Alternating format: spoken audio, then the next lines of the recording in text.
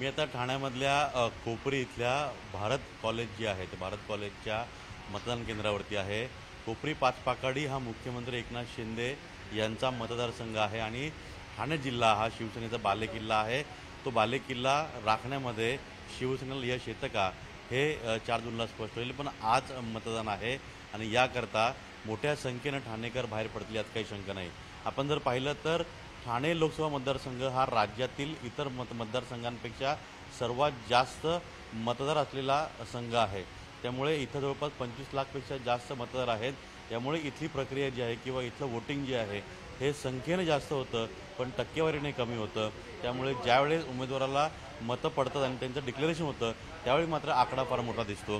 मी आता कोपरीमधल्या एका मतदान केंद्रावरती आपल्याला दाखवू इच्छितो की इथे मॉकपोल सुरू आहे आणि हे मतदान केंद्र क्रमांक 336 आहे।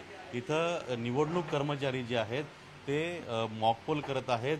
मतदान होण्यापूर्वी सगळ्या मशीन्स पूर्णपणे कार्यरत आहेत का, त्याचबरोबरीनं जे काही वोटिंग होतं आहे ते नीट योग्य आहे का हे सगळं तपासलं जातं आहे।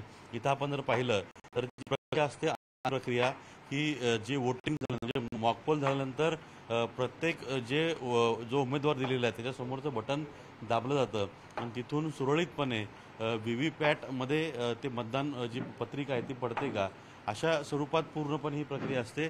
आणि इथं हे स्टॅम्पिंगचं काम चालू आहे। हे नंतर सगळ्या इथले जे कर्मचारी आहेत त्याच पद्धतीनं राजकीय पक्षांचे जे पोलिंग एजंट आहेत त्यांच्यासमोर हे सील बंद केलं जाईल आणि ह्याला एक अधिकृत स्वरूप येईल की ह्या मशीनमध्ये कोणताही बिघाड नाही आणि इथलं मतदान केंद्र पूर्णपणे सुरळीत सुरू आहे। आपण किशोर सरांशी बोलण्याचा प्रयत्न करूया। सर, मॉकपोल कशा रीतीने झालेला आहे आणि काय इथली आता प्रक्रिया सुरू होईल? मॉकपोल आपण व्यवस्थित केलेलं आहे। आपले राजकीय पक्षांचे जे प्रतिनिधी आहेत ज्यांना पोलिंग एजंट आपण म्हणतो ते उपस्थित होते आणि त्यांच्यासमोर आपण आता मॉकपोल केलेलं आहे आणि अतिशय सक्सेसफुल झालेलं आहे। आणि आता आम्ही ते सर्व सील करून आम्ही आता आपल्या 7 वाजता आम्ही आपल्या निवडणुकीला आपण सुरुवात करू।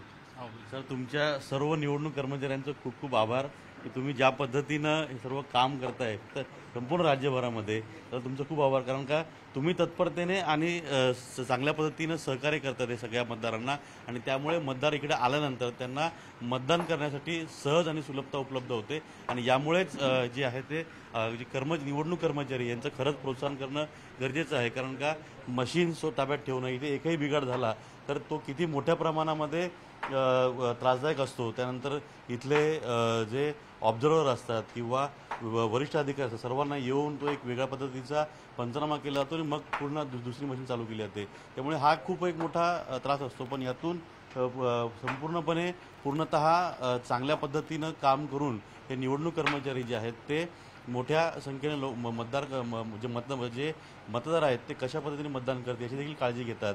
आता गरज आहे ती मतदारांनी मोठ्या संख्येने बाहेर येऊन आपला मतदानाचा हक्क बजावणं आणि त्याचबरोबरीनं सर्वत्र हे सांगणं देखील की जास्तीत जास्त संख्येने बाहेर पडा, मतदान करा आणि आपलं भविष्य जे आहे ते भविष्य ठरवा।